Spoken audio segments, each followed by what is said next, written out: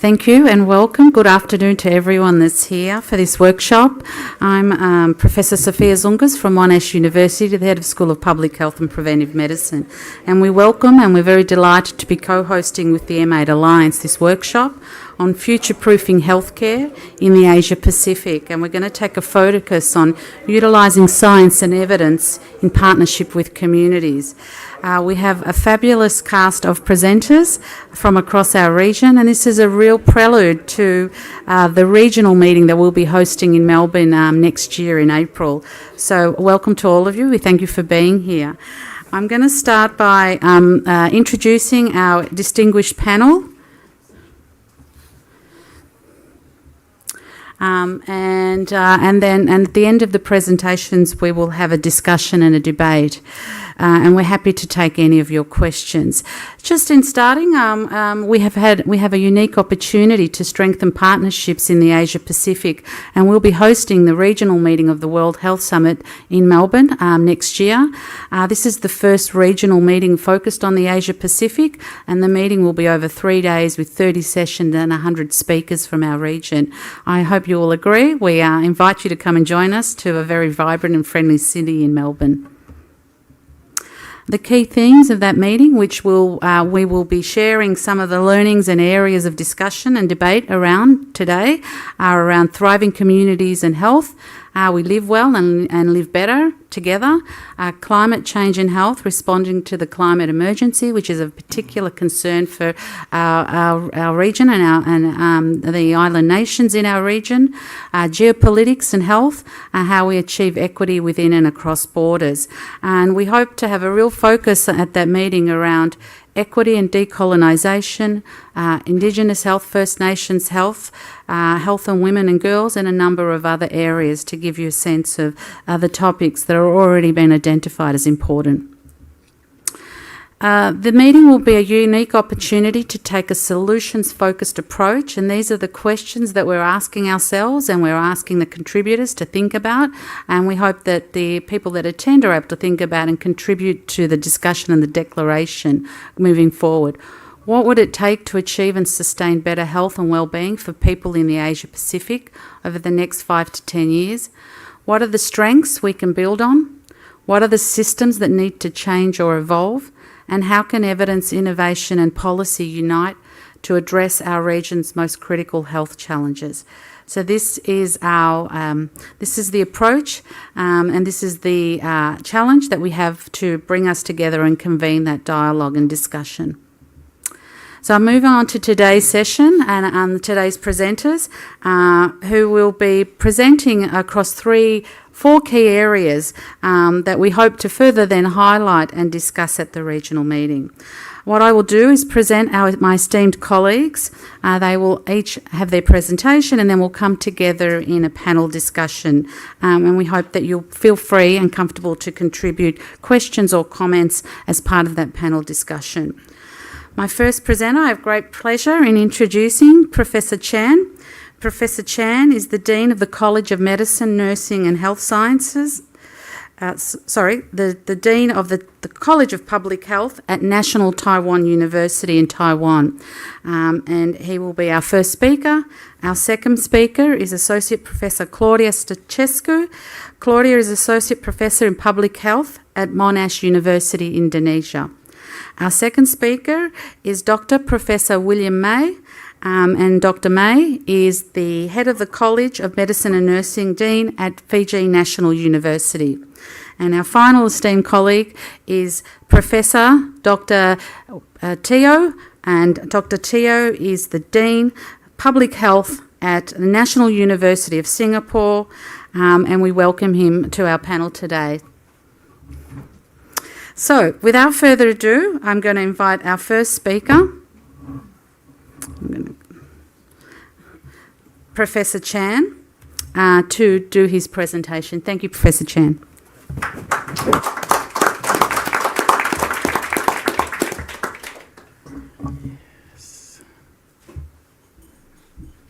Okay, thank you, Chair, for your kind introductions. I'm Tang Chen from National Taiwan University, and I'm also head of MI Alliance delegate from NTU. And I'm also a board member of a newly founded think tank, regional think tank in our region and based in Taipei, Capri.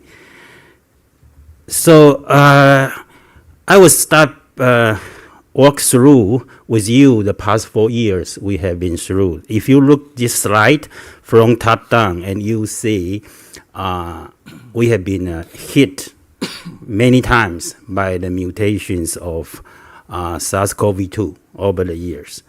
But if you walk 3 years, the first years, that majority of countries are applying non-pharmaceutical interventions, and it was quite successful in our region. If you look at the curve, the world's average and Asia average, we are always below world average. So there's definitely some wisdoms we can learn from our region in terms of future preparedness for possible new emergent diseases. And the second years, we have entered this vaccinations periods. And if you look at these new doses taken up by our region, we are far behind. So we face the problems of the supply chain in terms of vaccinations. And the third year, when Omicron came, and as we can see from this curve, we are also hardly hit by this new variant. So no country is successful all the way. So there we have to learn from each other. So if you look at the statistics, the world statistics by region, by WHO regions, and Asia or South Asian regions, we have quite a lot of cases. But amazingly, we have lower deaths, right? That's what this pandemic show that in our regions, we probably have some kind of health system which are more resilient than other places to be against newly emergent diseases like COVID. And in terms of climate, during the COVID 2021, the worldwide emissions of carbon dioxide decreased. Unfortunately, a year later and this years, we did not follow the green recovery, and the emissions increased significantly. So, a tiny virus kind of stop or reduce carbon dioxide emissions due to a lot of lockdown, a lot of this social distancing and all these kind of things. So it gives us a hope if people, humankind like us, we decide to do something and we actually can reduce carbon dioxide. But very, very fast, we forgot it and we back to the normal, not the new normal. So that's how climate change is still very dangerous and affecting us currently, right? So there's a framework put down by UN, and the left-hand side is what we know. The climate impacts are from these emissions and force upon our planet, especially on vulnerable places. And we all know the solutions, how to deal with. But how to make it workable actions, climate actions. We need centers. And the centers, one of the very important one is governments, corporations, communications. That's what I think through this pandemic I learned. I think we affect everybody or affects by the pandemic, and pandemic is changing us and changing the world, and we cannot go back to the normal, and we have to take actions. So knowledge itself is not enough, and all the way we did in academic, as an NGO, as a government or international government organization, I think all of them are necessary but not sufficient. So that's what I will emphasize, how we have to do, and to enter a new modality of actions. So if you look at this, put COVID and carbon dioxide together, on our left-hand side is emissions, right? The knowledge, we know that where carbon dioxide are from. On right-hand side is 3 to 4 years experience by a virus. So how can we do that? And we know we have to do this multidisciplinary approach to know the problems. And from a societal perspective, we have to have multi-sectors actions to make things happen. And this is a way we can build a One Health economy and resilient planet. And how to do that? I think that's, again, in the middle of the wheels. The only way we can do this is through better communication, cooperation, collaboration, these kind of things. And it's often omitted. And it cannot be done from just academic activity, research, publishings, or from the advocacy of NGO, or from the government side that set policies that cannot reflect the reality. So that's what I think Asian Pacific region through this pandemic, we are interacting very vigorous in our regions, among country, among these organizations. So why Asian Pacific region matters? If you look at the population by including India and China, and we occupy more than half the populations, okay? Even though our area is not the biggest, and our carbon dioxide emissions also account for 1/2. Right? The top 10 emitters of carbon dioxide are in Asia. So we are source of problems, so we have to find the solutions. For the Pacific Island states, they are the most vulnerable places for climate change, right? By increasing the emissions, and they are losing land. Right, and food security will be the problems, then loss of land and loss of livelihood. So we are source of problems and also the most urgent place to solve the problem. Even we take out China and India is still very important for the world. So this is what Asian Pacific region matters in terms of global health and climate issues. Recently, OECD and WHO has a report to look at our regions, and we can divide our region to high income, upper middle income, and low middle income. And you can see we experience the same inequality in health. Like life expectancy can be like 8 years difference. Okay, life expectancy at birth the same, very huge difference. GDP, percent of GDP put in health also varies widely, and unfortunately, out-of-pocket spendings, for those who invest less on health, the proportion of out-of-pocket spending is higher. And doctors, nurses, manpowers are also very widely, and for low-income country and territories, they're very insufficient. And if you look at the COVID, and if you look at the chronic diseases, and also we saw that the disparities go with the economic situations in our regions. So we are not perfect regions, and we are exemplary places that if we come out with some good solution, best practice, it could be applied to not just our region and to the whole world. So I will tell you one of the things we are thinking. We established a Center for Asian Pacific Resilience and Innovations, and we call it CAPRI in Taipei. And it's a new think tank focusing on interaction of health, environment, and in economy. So according to our chairs, Professor Shirley Lin, that Capri's research try to enhance global resilience and promote innovative governments in Asian Pacific and beyond.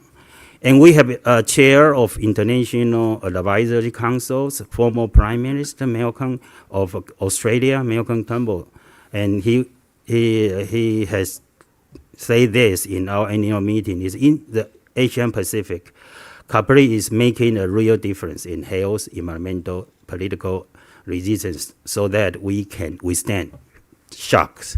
So what I'm trying to tell you, we work on global health, and we have to bring in new players to work with us. And this is just an example that we are trying to build for a resilient society. We need to have more people are interested and try and also like to contribute their efforts here.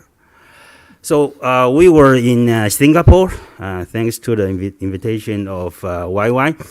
And we were there to meet together, and as you can see from this center, we are Asian Pacific Hub of Reform for Resilience Commissions, which was established since 2021. Currently, this secretary is housed in Harvard School of Public Health, and the international chair of this is Jose Barroso. This is the current chair of Gavi. So, from the region, you reach out to the global cooperation. I think that's the kind of network we need. And Capri also try a new cooperation with private players, such as the Partnership for Health System Sustainability and Resilience. And you can see there's several companies involved and also different academic institutions here. And for the first two phases of this report, that PHSSR is doing a lot of country-specific health systems review and try to come up with something that after this COVID, and we can help to build a more resilient system and can withstand future crises. And the methodology PHS are doing is one part focus on resilience, the other part sustainability, and cover health systems, governments, financing, workforce, technology, delivers modules, and also look at the population's health as whole. Okay, and lastly will be environmental sustainability. So all these are key issues that for resilience and sustainability.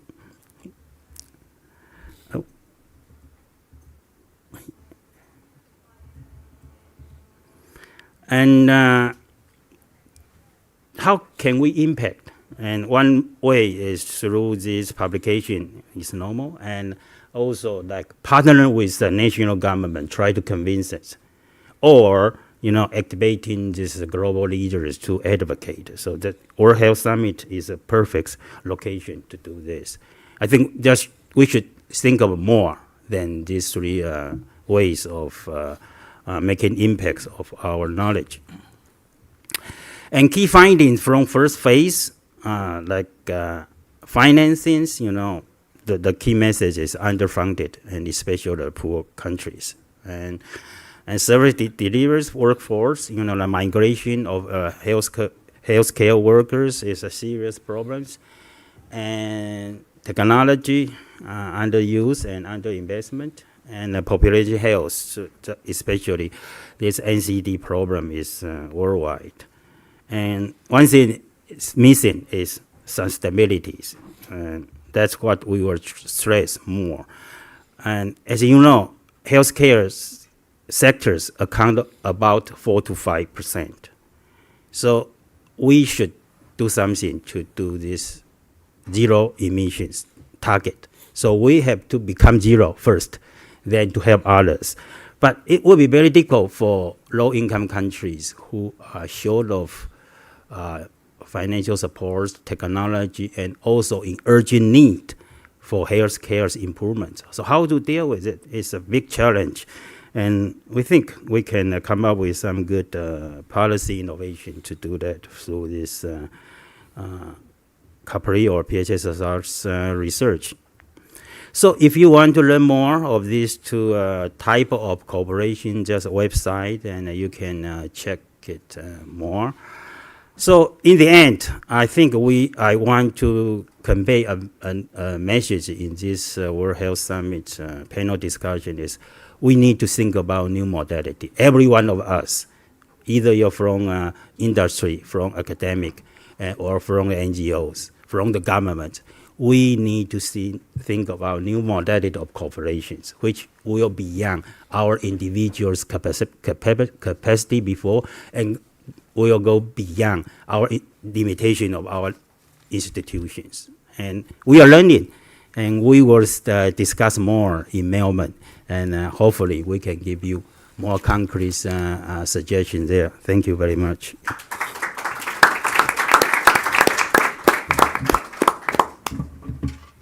Thank you, Professor Chan. And just reflecting on the point that you made to highlight, we have shown through the pandemic response that we can reduce carbon dioxide emissions substantially, and yet those changes were not able to be sustainable. And Asia has the top 10 emitters, and including our health system. So we need to look at resilient communities, sustainable changes, and innovating through cooperation. So I think those messages came through very strong, and we can discuss those further in the panel discussion. I'll now ask our next presenter, Associate Professor Claudia Staszewski, to come and give her presentation.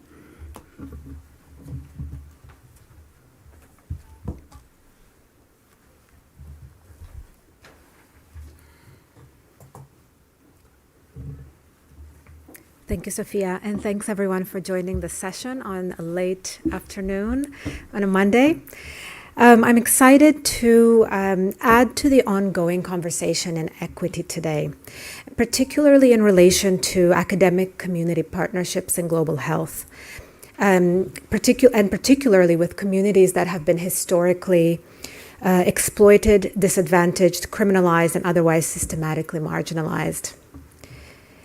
Today, I'll speak broadly to the changing global context and standards around responsible research, including the larger international shift toward equitable partnerships. I'll then offer some brief reflections on the collaborative research partnerships that we are undertaking at Monash Indonesia, and how we've integrated community-based participatory approaches, as well as the benefits and challenges of doing so. I'll then conclude by touching on efforts at the institutional level at Monash University to strengthen responsible research culture and equitable partnerships. And my aim today really is to generate more questions.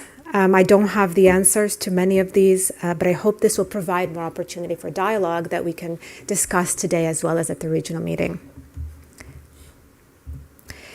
And my starting point for this conversation is grounded in the principle of meaningful involvement, which affirms that people have a say in decisions affecting their lives, including research about their lives.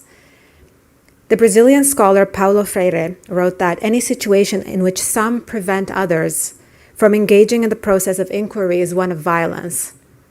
To alienate humans from their own decision-making is to change them into objects.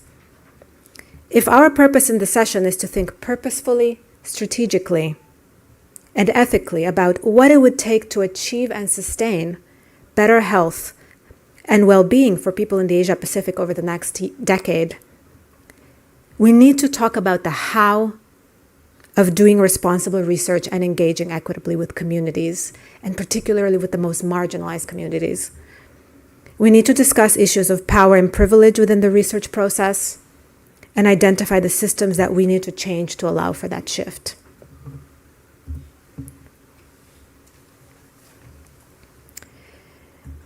As part of a broader approach to responsible research, community-based participatory research aims to equitably involve all partners in the research process and recognizes the unique strengths that each partner brings to research co-creation.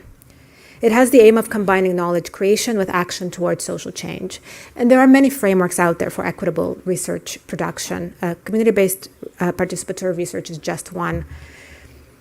It takes a more horizontal approach to research through participatory strategies and provides opportunities to regain trust in science by some of the communities that have been over-researched over the years and historically exploited, to allow for a more bidirectional construction of knowledge, more sustainable interventions that are community-owned and co-created, and co-ownership of those research findings into the future.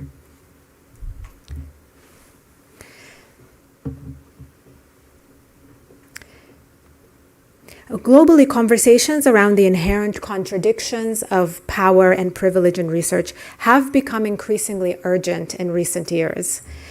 These include both identity-based power imbalances between the researcher and the researched, rising criticism of helicopter researchers, as well as a growing awareness of how asymmetries of power, resources, and knowledge can not only undermine research benefit, but also perpetuate existing systemic disadvantages. And I quite like this articulation of how power operates within the partnership practices in research and the impact of those practices. This is from a 2019 National Institutes of Health funded study, which surveyed 200 partnerships and conducted 7 in-depth case studies to understand different types of partnership practices to address inequity. On the knowledge production end of the research process, this can manifest in who gets represented, whose voice gets heard in the interpretation, writing, and publishing of the knowledge that emerges from our research, and who has access to what type of knowledge. Academic knowledge in itself is a very particular type of knowledge that is encouraged as part of our university structures that we are required to produce in many ways. Often communities have different types of knowledge to contribute, including lived experience, but these different forms of knowledge continue to hold less or no value in many of the structures that we operate in as academics, as policymakers, and as advocates.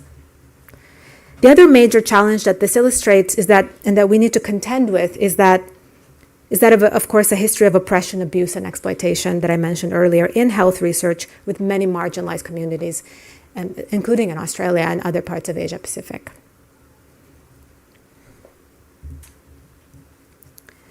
Now, globally, the contexts in which research is produced and translated are undergoing significant changes, and this is a good thing. From the mid-2010s, several ethical guidelines were revised or developed to address these asymmetries of power, resources, benefit, and knowledge. A key one for equitable partnerships in this context that I want to highlight is the Trust Code, which is a global code of conduct for equitable research partnerships that's now being recommended by a number of major funders and publishers around the world. We're also seeing increasingly active international discussions around broadening existing international guidelines on research ethics and integrity beyond this internal focus on researchers and individual projects, but now also emphasizing systemic inequities and unethical behaviors at the more macro level. This includes, for instance, the recent Cape Town statement on fostering research integrity through the promotion of fairness, equity, and diversity in research collaborations and contexts. And we're also, very importantly, seeing some recent examples of shifts in approaches from funders as well. Several funders have committed to diversity, equity, and inclusion in the research that they fund. They include the European Commission Horizon Program, the Gates Foundation, the Wellcome Trust, just to name a few. And there are also changes happening at publishing organizations and academic publications, including The Lancet, Nature, as well as an increasing number of global health publishers issuing guidance on authorship inclusion and ethics in global research, global health research. And finally, and equally importantly, there is increasing international discussion about responsible research assessment and metrics. And this conversation is important because it draws attention to the ways in which traditional metrics that universities use can actually undermine responsible research cultures and practices. And it focuses on exploring new ways of assessing research excellence and impact that could also consider more responsible and ethical partnerships and research processes rather than, for example, just journal impact factors or number of publications in traditional academic sources. And one example of this, for instance, is the Declaration on Research Assessment, or DORA. But these changes are all important. They create important opportunities for dialogue, hopefully at our regional meeting as well next year, on how institutions can take a lead in strengthening our standards and building on existing strengths when it comes to intersectoral and international collaboration.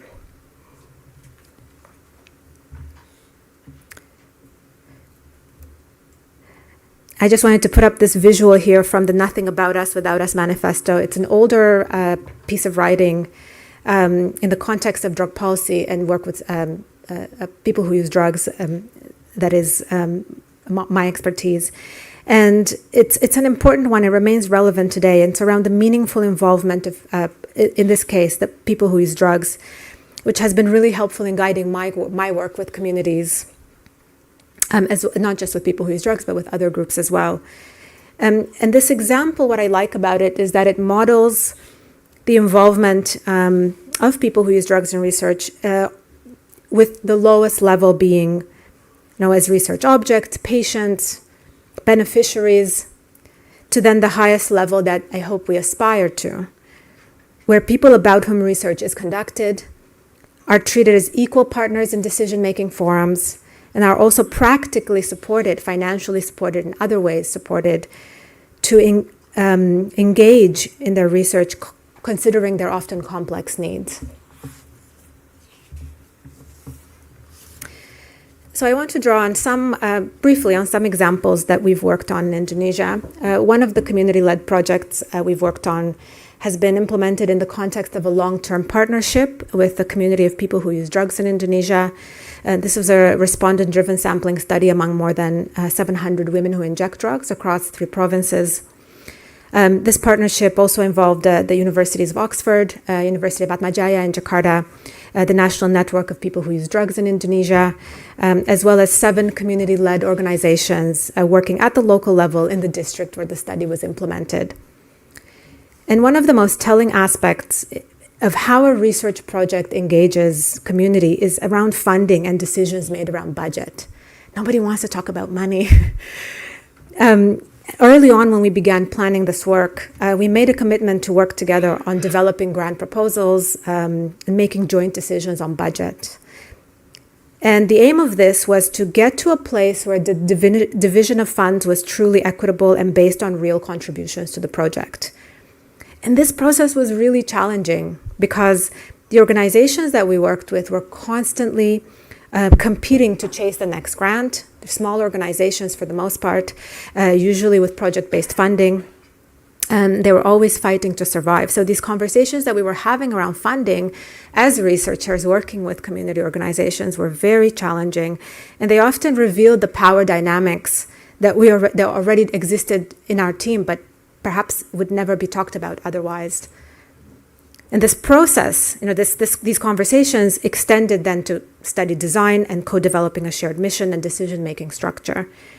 The majority of our research team also comprised women with lived drug use experience, many of whom are actively using during the study as well. So we had to make adjustments to how we worked to ensure that they were supported. This process of adjusting and responding to these discussions was dynamic and not in any way linear. And it extended over several months, I would probably say at least a year or two in some cases, and provided many opportunities for dialogue and learning in relation to research management with communities. For the academic partners, I was forced to interrogate what we thought about the lived experience of drug use, and instead work to identify and build on existing community strengths.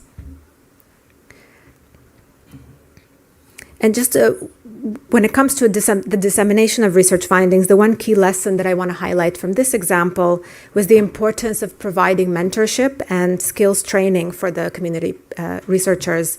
We realized that we really had to mobilize additional resources that were not provided for in the academic grants that we got to really identify the knowledge that the community was interested in producing from the study and then figuring out ways in which to build on their strengths and support them where they needed additional support. Another example is the transgender women initiating new goals for safety. This is an ongoing project that just started this year and funded by the Sexual Violence Research Initiative. And as part of this work, which is led by Monash Indonesia in partnership with legal aid and transgender-led organizations, Community Legal Aid Institute, Indonesia Transgender Network, Sanggar Suara, and Kebaya Foundation, we will adapt and test the feasibility and effectiveness of the first evidence-based intervention to identify gender-based violence and improve access to justice among transgender women in the region. And we're going to do this by implementing a waitlist randomized control trial among 400 trans women. And similarly, here we work very closely with the community-led organizations to co-create the proposal, and the budget, the research aims, and now ongoing to develop the intervention and do the formative work. And one thing I've appreciated about this particular project so far, given it is still very much at the beginning, is the strong stance from the funder for us to justify how the communities, how the knowledge users were equitably involved in the research design and co-creation. So that was a great thing to see in this case, the funder really pushing us as the recipient to articulate those principles. And a final example here is another project that has recently started, which is looking at co-developing interventions to improve the economic and health well-being of transit refugee women and domestic care workers in Indonesia. And this is Monash Indonesia and Monash Malaysia researchers working closely with the Network for National Advocacy of Domestic Workers to shape the research questions and protocol and co-create the intervention. And I'd like now to reflect on some of the ongoing challenges. Although things are changing on a global scale, implementing community-based participatory research and similar forms of research like it remains very challenging. As we've learned through our work in the past decade in the Southeast Asia region, truly engaged partnerships take a long time to build, sometimes years, and as a result, conventional research outputs also take longer to produce. This is a challenge when faced with an academic establishment that does not yet formally value different forms of knowledge and knowledge production timelines. In the specific context of working with communities engaged in illicit activities or other criminalized identities and criminalized behaviors, we're dealing with many layers of power and privilege, or lack thereof. And it can be quite challenging to build truly safe spaces where people who are criminalized and marginalized can truly contribute in terms of their strengths. And for this to take place, I bring back a point that I mentioned earlier, which is uncomfortable conversations. Uncomfortable conversations need to happen. For me, it took realizing, that through years of working with communities and having a lot of difficult and uncomfortable conversations. And finally, I think we need to live with the realities and limits of research as a tool for power sharing and social change. Achieving structural change may not be possible within the lifetimes of our projects, but it's a necessary goal that we must hold ourselves accountable as global health researchers. And I'm coming to the end. I'd like to conclude just by highlighting ongoing institutional efforts at Monash University in this regard that I've had the privilege and ongoing, this is still in process now, of contributing to as part of a university-wide advisory group. Monash is presently in the process of developing a responsible research culture framework and a series of recommendations for its implementation. This framework will provide high-level guidance across all research disciplines and modes and at all stages of research design, delivery, and evaluation of research. And an important part of this is recognizing that disciplinary knowledge and research excellence are complemented, not undermined. They're complemented by expertise in participatory research, co-design, integrative methods, and that recognize the value and diverse form of knowledge, including lived experience. Thank you. And I just want to end by acknowledging our research collaborators, partners, and funders.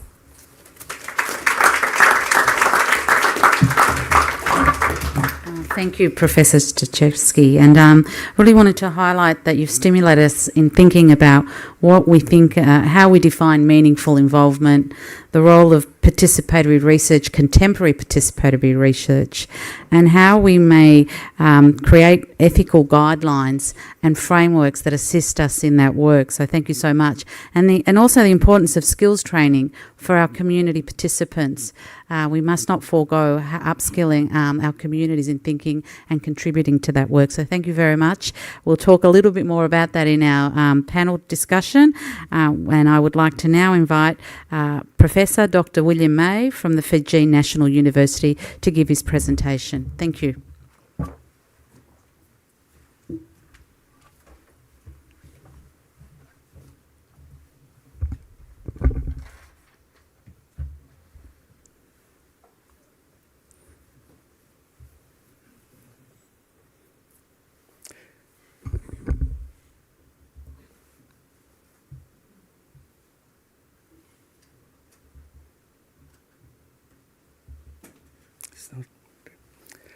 Good afternoon, everyone, and thank you so much for the invitation to be here this afternoon. Thank you to Monash University as well to be part of this important session on future-proofing the healthcare workforce for the Asia-Pacific region. I'm going to talk about the South Pacific perspective, looking at the trends and the impact for small island development states. That's our country. Got two main islands in there, and we've got about 300 islands in Fiji, 2 medical schools, 3 nursing schools, and there are other 3 medical schools in the Pacific region, one in the island of Papua New Guinea and 2 in the island of Samoa. So altogether 5 producing workforce for this particular region. A bit of history in there for us. We were established in 1885, medical school and the nursing school in 1893, so we go back far long in history. And on the left-hand side there of the screen is our nursing school. I'll just tell you a bit of how these buildings came about, and that's funded by the government of Japan. And on the right side there is the medical school, modern medical school, that is funded by the European Union. And on the bottom right there is the School of Public Health and Primary Care, which is the first medical school established. And that was opened by Queen Elizabeth II in 1953.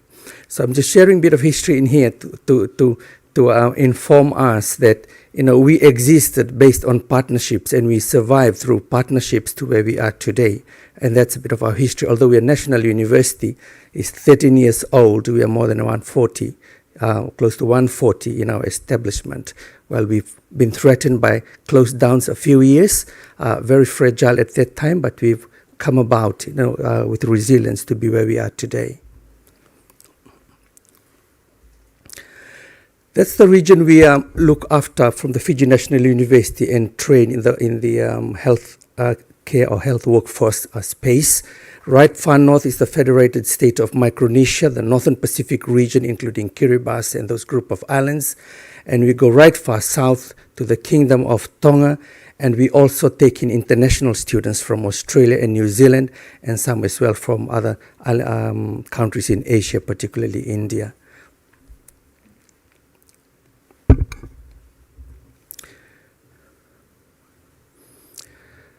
I would like to give a snapshot of what we are like in terms of our students, this year.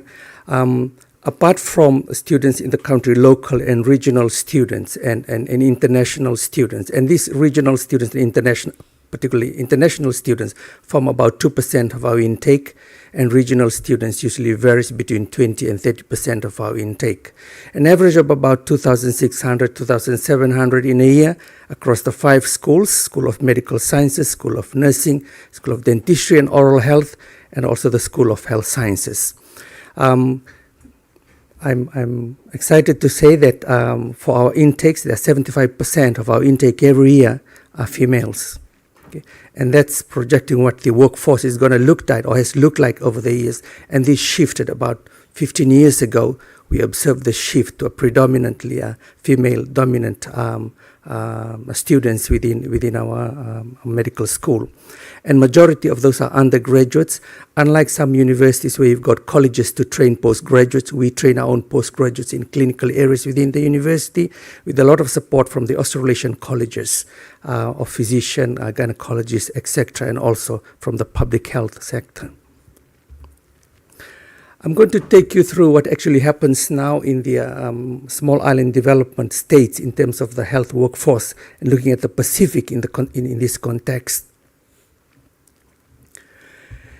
In 2012, this region with 14 countries had an average of about 3 doctors per 10,000 in the year 2012. That doubled 10 years later in 2023. We look at the number of local doctors employed by 14 Pacific Ministry of Health. They have increased by 134% in 10 years. And you wonder, how did we do that? Well, we did not do that alone.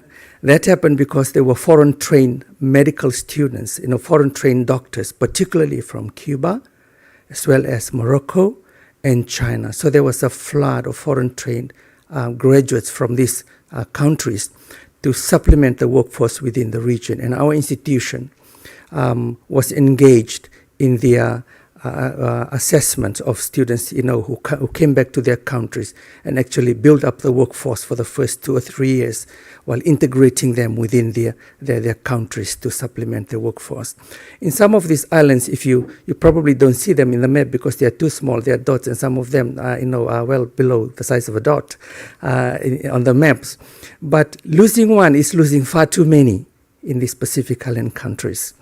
When you compare that to across the two countries in the Tasman with 41 doctors per 10,000 in Australia in 2020, 35 per 10,000 in New Zealand, and of course Cuba with 84 per 10,000. That's what we look like in terms of our workforce in this region.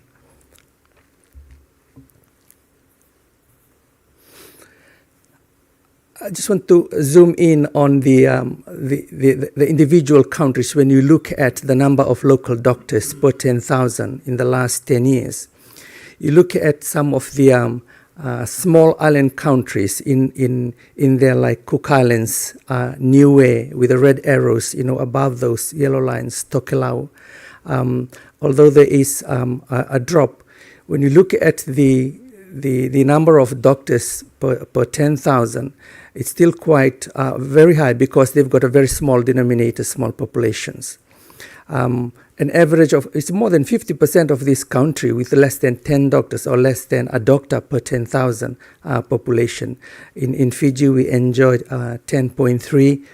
When you look at countries, which we probably saw in the next slide, like Papua New Guinea, which is very, very, very small. When we look at individually the number of local doctors, you look at how for my country, Fiji, from a baseline of 355 doctors that existed in 2012, and 160% increase 10 years later to close to 1,000. And you look at the other small islands, how there's a remarkable increase in some of these small islands. You look at the yellow graph there for 2023, and how it just went from the ground to above the surface, like we survive above the ocean with climate change. It's like reflective of the graphs that you're actually seeing in here, and look at how Tuvalu, for example, from 7 to 27 to 22. That's very huge for the country. This is a slide that I would like to acknowledge SPC4 and WHO for sharing at the recent 15th Pacific Health Ministers meeting from the region that was held last month. When we look at our density of health workers, that is doctors, midwives, and nurses per 10,000, the average, looking at all these 14 Pacific Island countries is 14.46 per 10,000. And 50% of our islands, have got less than 49 per 10,000, which is the global median.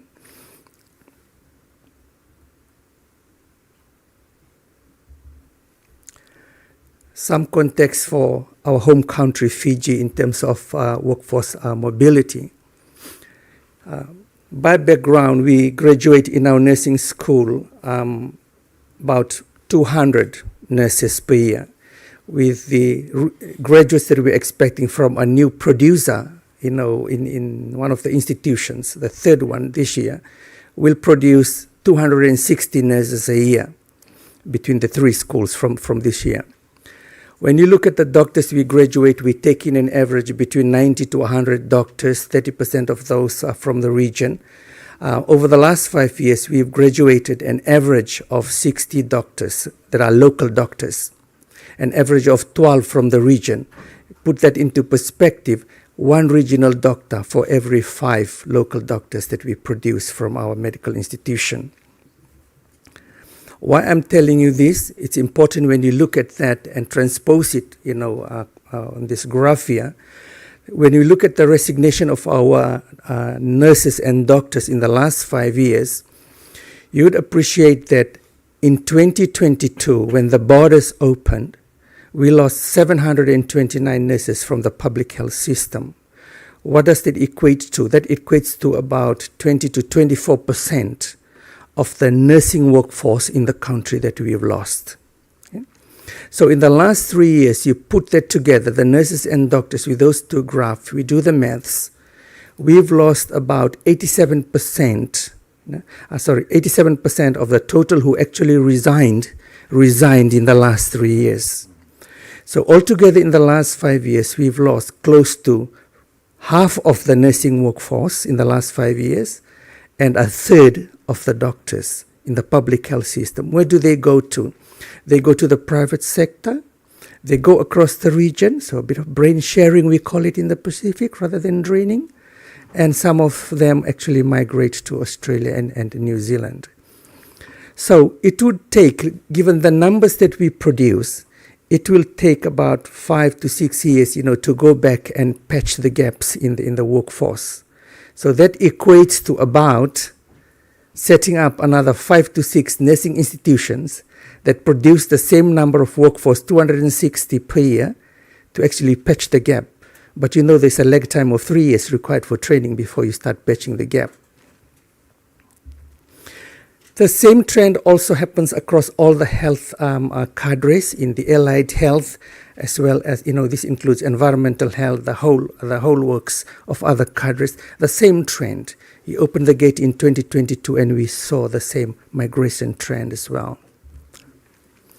Looking at Fiji's biggest hospital with 500 beds, in the last 3 years, we've lost 21% of doctors from that biggest hospital, and we've lost 32% of nurses from that hospital as well, from 1st of April to 31st July 2023.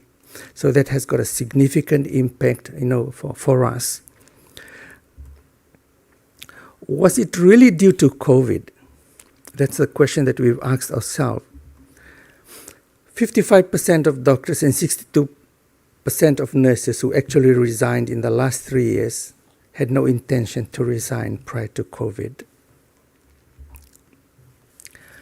How much do they think COVID-19 pandemic influenced the decision to resign? Very huge and significant.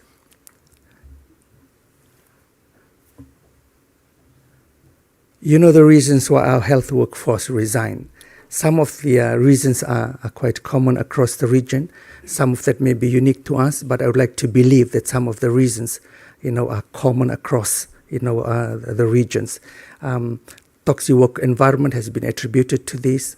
Poor leadership within the health system. Of course, salary is always the issue. The appreciation and recognition, burnout, and also work-life balance. But I would like to say in here that to restore the workforce, I would like to believe that we would like to call it as a supplier or a giver to recipient countries, would like to think that receivers of our health workforce, whichever countries they go to, probably have an ethical and moral responsibility to support institutions and countries that actually produce the workforce and share it across the region. Thank you very much for your attention.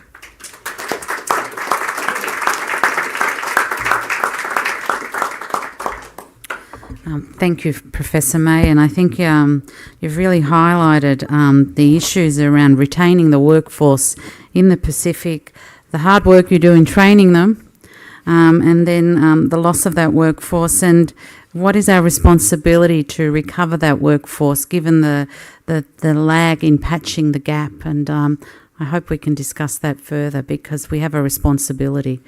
So thank you.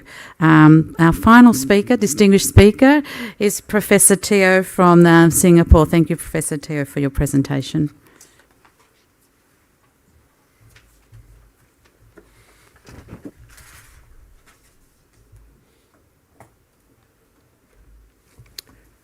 Right, good afternoon, everyone. So I think today we've heard that the common themes of partnerships, whether it's between academic institutions or with community actors. Also within Asia Pacific, we heard issues around equity, sustainability, and also partnerships. But I think in light of the theme of this particular session on future proofing for Asia Pacific, I think it is fundamentally about understanding what are the coming health challenges for Asia Pacific, because we will see the double burden of rising non-communicable diseases, cancers, while set within a pandemic era. And in Asia, I would like to say that we are at a much higher risk of the changing climate.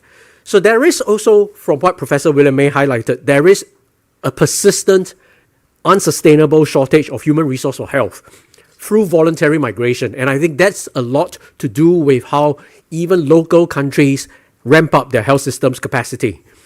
But I think at the heart of it, it's really about how do we catalyze action by the government. And in my talk, I would try to present a model which we have been thinking about and have been putting in place in Southeast Asia that we feel could be a sustainable model for partnerships in public health. So I think all of us have seen COVID-19 happen, and countries that have done generally better in terms of reducing mortality, morbidity, fundamentally had the benefit and the luxury of very strong inputs from academia. Because from the perspective of academic inputs, evidence-based, they are timely, and often they focus a lot on effectiveness. Questions such as, how do we roll out a vaccination strategy nationally? Who do we prioritize in a country to give the vaccination? When do we put in place boosters such that we achieve the maximum effectiveness of the rollout? I think those are questions that academics actually have the tool to provide solutions. And the question is whether academics consistently have that input process to reach out to governments to actually share this information, and whether governments have that humility to listen from the academics. And I will actually just very quickly share the mission statements from 3 schools of public health: Hopkins, Bloomberg School of Public Health, London School of Hygiene and Tropical Medicine, and my own school at the National University of Singapore. You would see that schools of public health in general focus a lot on education.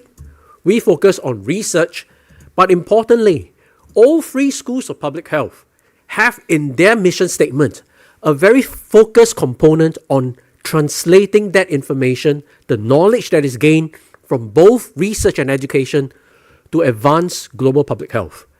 And if this is in the mission statements of public health academia, as someone working in public health academia, how are we actually achieving this mission statement?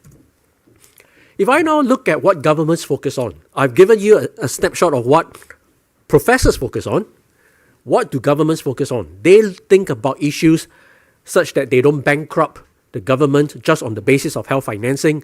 They provide the adequate coverage, policies that are fair, achieving concepts of access and equity, as well as finally efficiency, looking at cost effectiveness and overall cost benefits. If these are the government priorities, what happens in the situation where you have health policies that are actually rushed, whether it is in the form of different types of vaccination or even new innovations that claim to be reducing harm? Are there sufficient inputs from academia to evaluate some of these health policies? And it's not just health policies around technology. It can range a variety from health promotion, health financing, all the way to management of chronic diseases and avoidance of complications.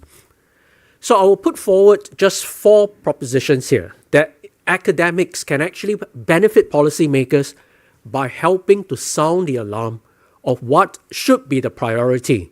And this priority ought to be decided locally within the local context and not by international funders where they may have their own priorities. The second is really around evaluating whether specific policies work.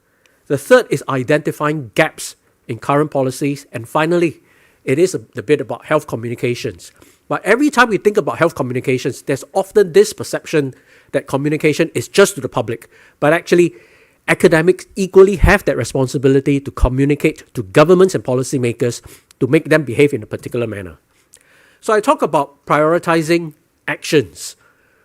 This is just a risk factors from our friends at Seattle, from the Global Burden of Diseases, looking at some of the key risk factors. And I'll just focus on tobacco. We've seen that tobacco in Singapore is one of the top key risk factors. Once we realize some of this information, how do we decide what are the policy actions that we should put in place? WHO comes along with the best buys, but equally the academics will have the knowledge and the ability to really understand which of these policies will be effective within the local context. Because at the heart of it, context specificity matters the most when it comes to health policy success. So when I think about context specificity, this is some of the analysis that our colleagues put together, looking at the projected impact of different policy decisions against tobacco. And based on some of this information, we could see how a multitude of different policy action could tackle a problem like tobacco. And finally, we talk about the health communications, whether it is to the public or even to the policymakers, understanding what are the different options that have been put in place in different countries and what were the success factors and what were areas that could have been improved in rolling out the policy. Now, I've talked about 4 possible ways of working with the policymakers. Over here, I will share 2 models of academic-government partnerships that we have been investigating and putting in place in our part of the world in Southeast Asia.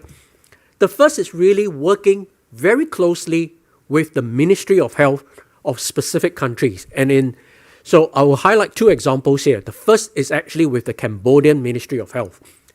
We started working with the Cambodian Ministry of Health for almost 10 years now. We started back in 2014 with a specific focus on tuberculosis and antimicrobial resistance, but gradually now we've expanded to work on a range of chronic and infectious diseases. But very specifically, the partnership that we highlight will always focus on a clear relationship with the Ministry of Health. Because in the different areas that we work on, we would always involve the Ministry of Health within Cambodia such that the findings, the research findings, the implementation results are shared directly with the policymakers for them to make the necessary decisions. And this model of sharing is replicated in Laos as well. Because when we work with Laos, again, we looked at different areas from vaccine to nutrition to antimicrobial resistance. But in all of our partnerships, we always work with the Ministry of Health. Because we see that this directly closes the loop from research findings to policy actions to actual implementation on the ground, and then to evaluate whether the implementation has been successful or not. So this is the first model where we work directly with the Ministry of Health in one country, but across a multitude of problems. Most of this are actually prioritized by the ministry themselves, not by us as academics. I think this would be a very respectful way of addressing some of the health challenges locally in different countries. The second model is actually adopting a skill set such as health modeling, mathematical modeling, but actually expanding the capacity within the region, and in this particular case, in Southeast Asia. There is this modeling network that has been built post-COVID-19 that looks at how do we bring together the mathematical modelers working in the governments of Indonesia, Philippines, Laos, Cambodia, Thailand, all together to address some of the issues. In peacetime, this becomes a network where they can share knowledge. But during crisis time, it becomes a very powerful network that can share data and share policy actions. It's not just health mathematical modeling, but also economic evaluation and health technology assessment. These two areas continue to be areas that are in chronic shortages in Southeast Asia, and working with HITEP in Thailand, their health technology assessment national agency, addressing some of the needs, both in capacity building and actually in guiding governments in priority setting. So the second model that I talk about is actually identifying the skill set that would be in dire need in our part of the world and putting in place the necessary approach to address the skill sets shortages. Now, if you look at mathematical models as well as economic evaluation, I will now come back to Professor Chen's talk earlier on. He highlighted how do we catalyze action in climate and sustainability. Now imagine a scenario where you could collect the health data, understanding what is the impact of climate on health in a country like Indonesia across the different provinces. You put in place the mathematical models to project what is the likely burden to health. You put in place the economic modeling and economic evaluation to really address what is the cost of inaction against climate in a setting like Indonesia. That kind of economic understanding or understanding the economic trade-offs actually will be what catalyze action by local governments and by federal governments. So I think this is trying to address some of the economic realities on how do we really mobilize action. So I'll just end off with 3 points. That academic government partnership, it's always a very powerful approach because it's evidence-based. It tackles what governments fundamentally care about in terms of sustainability, adequacy, fairness, and effectiveness. But this partnership must be developed during peacetime because during a crisis time like in the middle of a pandemic, the amount of distrust and also misinformation, it's so strong that it is usually very difficult to develop effective partnership between academia and governments. I don't have the time to talk about it, but I also equally highlight it is not just about getting two sides to come together. University leadership also have a role to play to make sure that the academic incentive structures are in place to actually incentivize the work by professors such that they have an impact on real-world policies and programs. With that, thank you very much.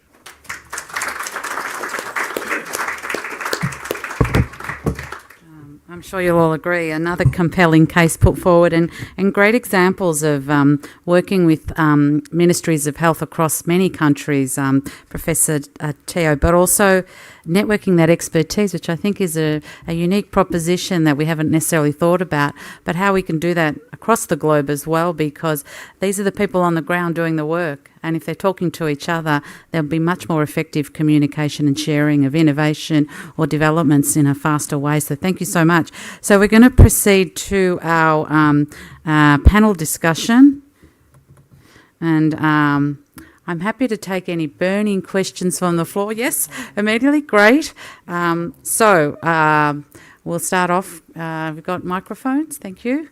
Maybe introduce yourself and ask your question or make your comment. Thank you.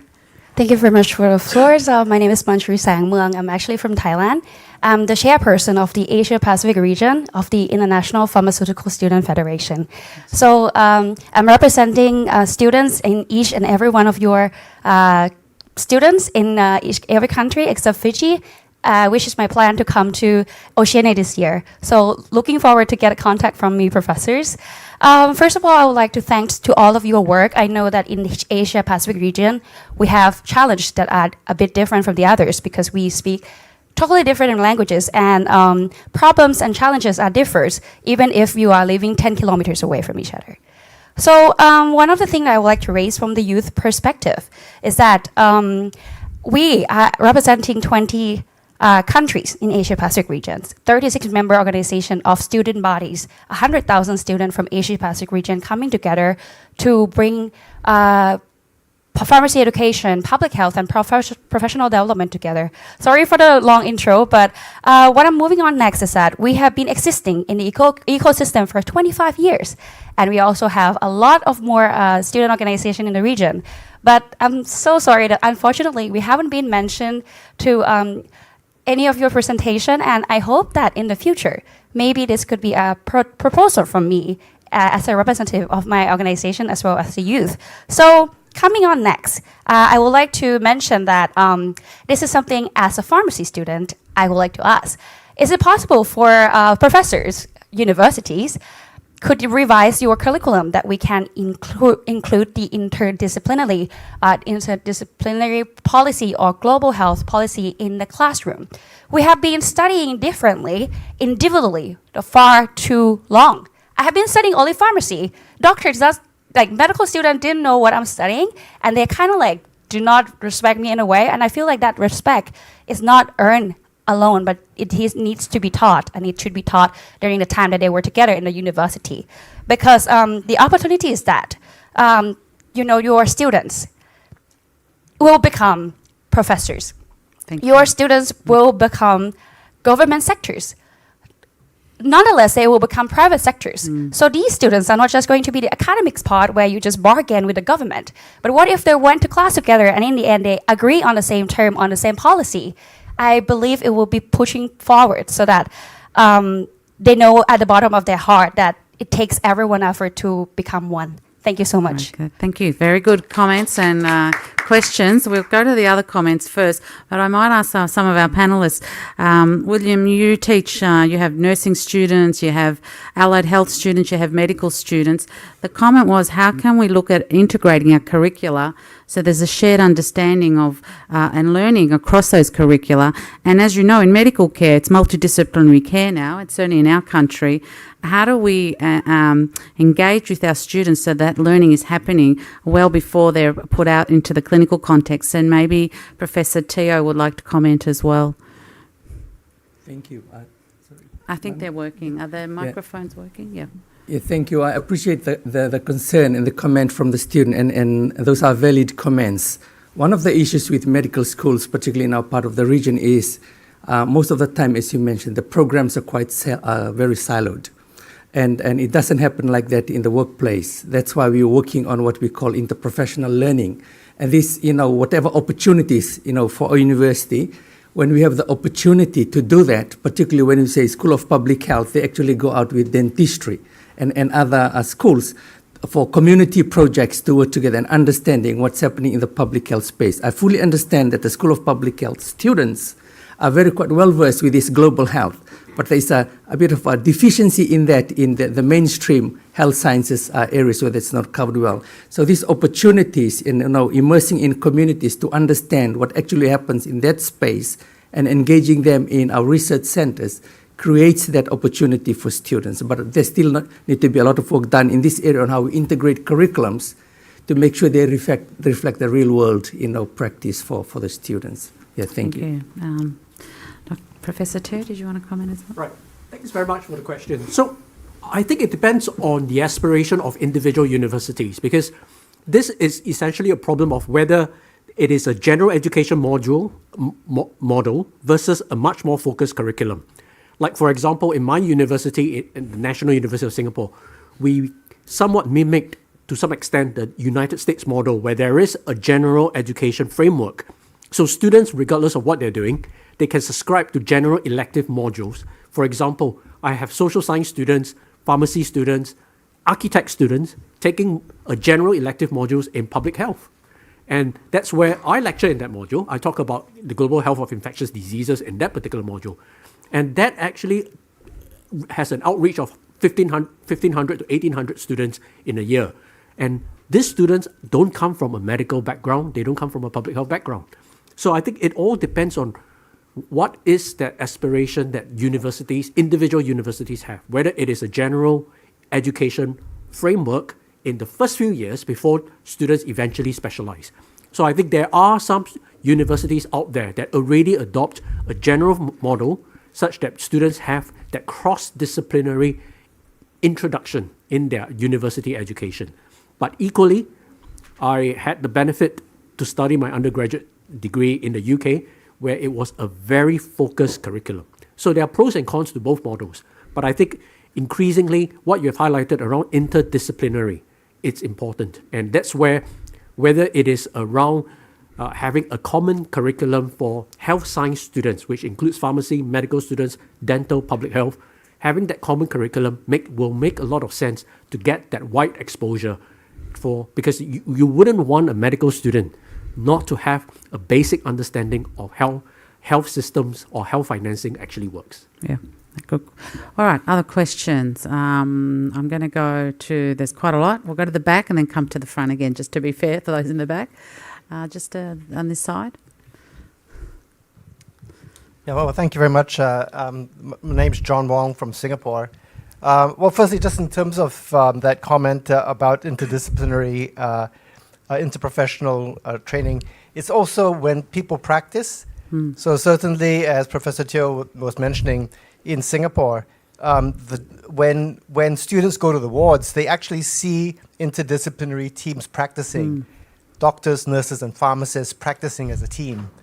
So students actually do follow what the faculty do. So if the faculty practice as a team, there's a good chance that students will do also. And it's a formal part of the medical school training, interprofessional education. But I actually wanted to put to the panel, I think that certainly we're living in very historic times. Besides pandemics, which unfortunately are going to be recurrent, not only are we witnessing climate change, but Asia Pacific is the fastest continent undergoing demographic change. And the speed of demographic change is about 3 times faster than, it's about 2 to 3 times faster than the United States. It's about 5 times faster than Europe. So this is even Indonesia, even India.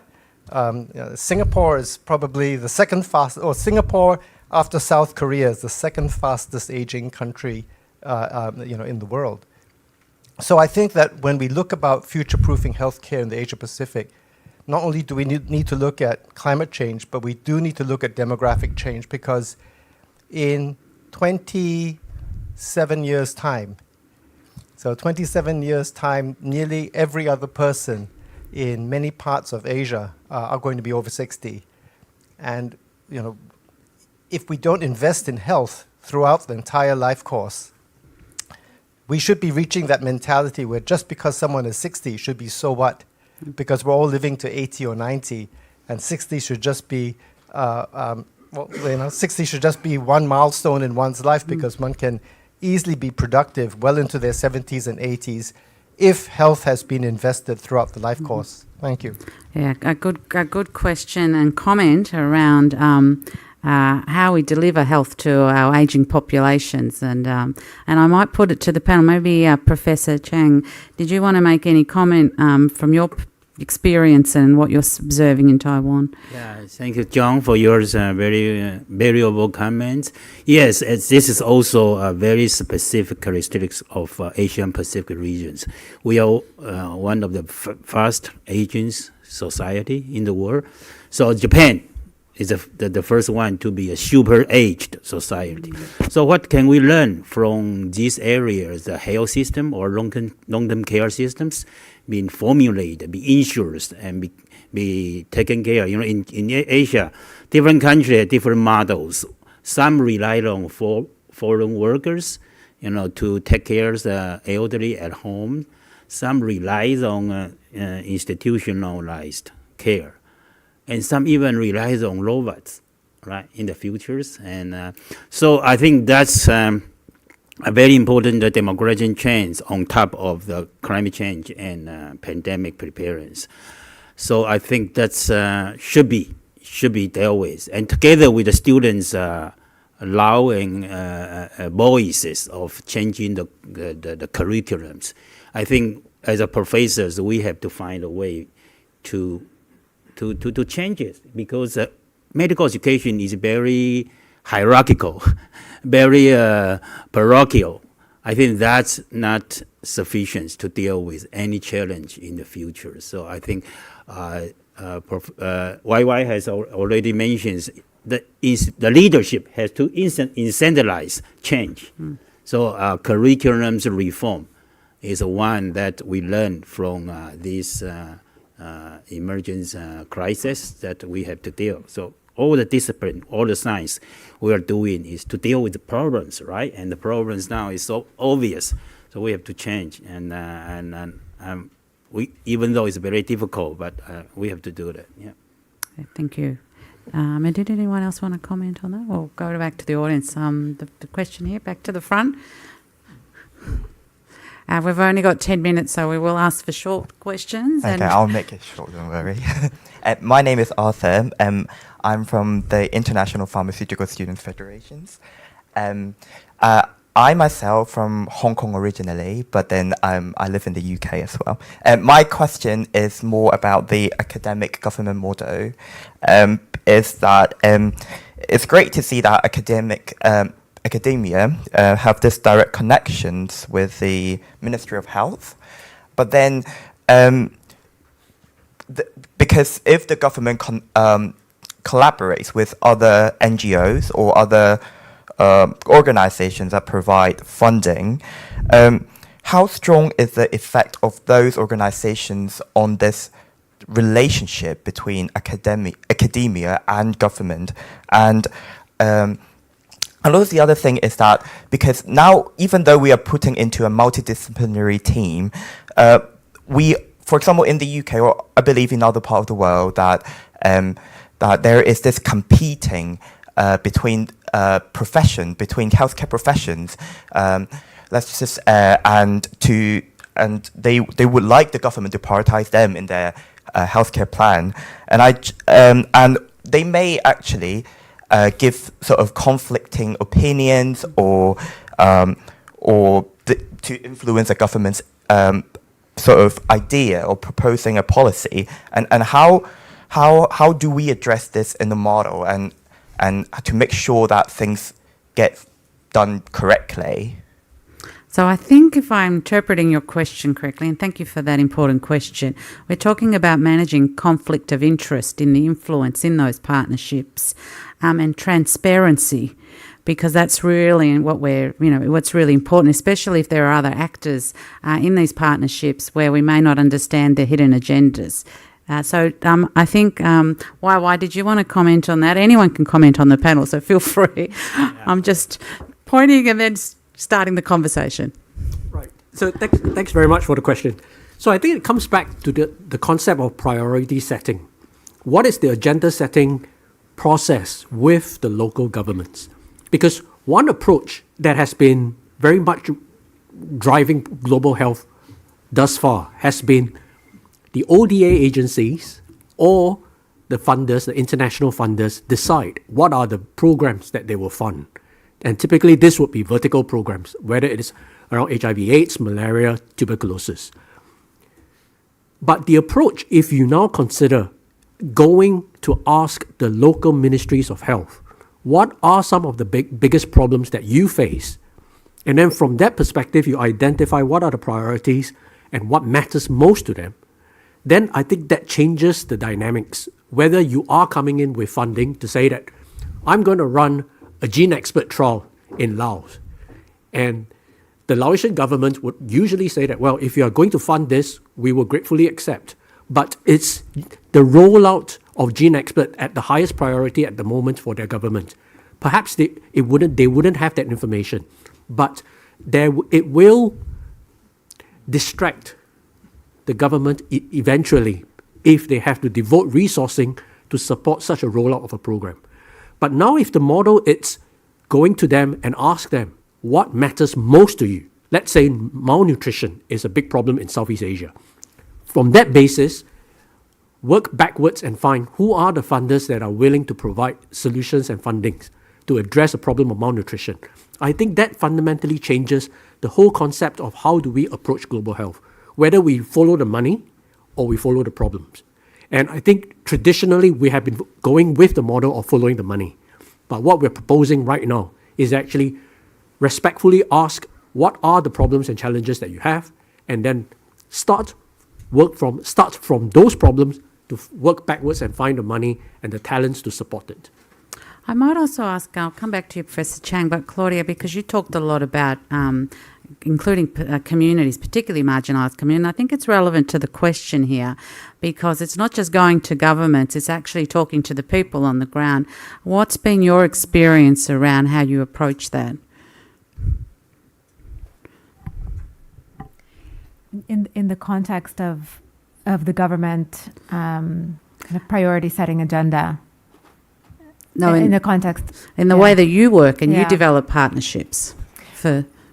Yeah, I mean, I think the relationship between community, government, and academia can be quite different, and it can be quite complex in different contexts. I mean, I know that particularly in Indonesia, depending on the issue that we're talking about, there aren't many direct frameworks or structures in place for affected communities to really input into decisions that affect them.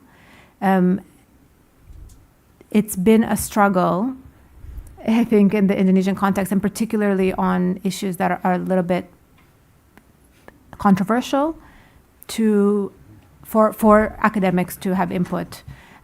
Take issues like substance use, issues like tobacco control. It's actually quite challenging to have evidence-based of policy input in a formal manner. There have been changes at the national level in Indonesia, in particular, around requiring academic assessments and social and environmental assessments of different projects and research, but implementation has lacked. So this is absolutely an area that we need to work harder on. Yeah. Yeah. And formalizing those processes, I think. Yeah. Professor Chen, did you want to? So public health, for public health actions, and government play a very big proportion, but not all. So this pandemic taught us, civil societies are also very important. So the model that YY has proposed is very core. Is a core values of academic and government partnership, but governments are formed differently in different countries, right? In several Asian countries now, it's very polarized democracy. So that's very strong competitions force within the society. And when you are, as a professional, try to give professional advice, and you have to take care of this. Otherwise, good suggestion sometimes could be distorted. On top of this, we know this is internet society, so the information has flew so fast around the world, and so it's become more and more complicated. Communication, as I mentioned, is very important, and also this kind of social political analysis are also needed. So public health work is no longer just biomedical. There are so many factors, especially in democracy. That's really, in Taiwan, we experience it's very difficult now to push the correct and effective public health message now. There's so many competing forces within hours. You have to deal with many misinformation and etc. But still key, government play very important. We have to improve governments, and that will be very helpful for setting an agenda and make things happen. Yeah. Thank you. I think we've almost come to our time, but if there's one burning final question, I'm mindful there was a hand up at the back there, and then we'll wrap up. Thank you for the wonderful discussion, and best wishes for you organizing the session next year. So my name is Navneet Tend from the University of Sydney. I'm director of the Asia Pacific Consortium of Veterinary Epidemiology, and we strengthen epidemiology capacity in 8 countries of the Asia Pacific. So my question is regarding emerging infectious diseases. And we know that a majority of the emerging infectious diseases are of animal origin. And if we want to detect them early and strengthen our capacity, future-proof our healthcare, then we will have to detect them early on upstream in the animal population, whether it is the domestic animal or the wildlife population. Unfortunately, I haven't heard a lot about this in this meeting, the importance of strengthening animal health systems compared to the human health system. So what I'm suggesting that given that Asia Pacific region is a hotspot for emerging infectious diseases, I encourage you to sort of include One Health in your agenda or the key themes in the next forum. Thank you. Yeah, no, thank you. I think that is something already that we've tabled, so thank you for adding that. I'm going to wrap up our session and thank our speakers for very detailed presentations, but also thought-provoking presentations. It was really just to give us a sense of the importance of the Asia-Pacific in the more global perspective and start these conversations. And I hope that many of you will join us in Melbourne, where I think we want to discuss and further deliver solutions and a declaration and a commitment to those solutions for our region. So I think I wanted to thank everyone and thank you for your attention, and we hope that you will join us in Melbourne next year for the dialogue. Thank you so much.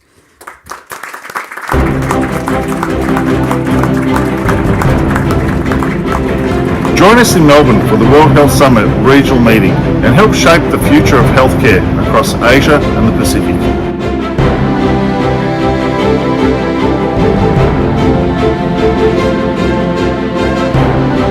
Ayo gabung. हमारा साथ दीजिए. Ayo gabung bersama kami. Apa sama yaitu Anda? Bergabunglah dengan kami. Sama na kayo. हमारे साथ शामिल. 请参加我们。 हमारे साथ शामिल हो. Come, join me, Fala. Join us. Thank you.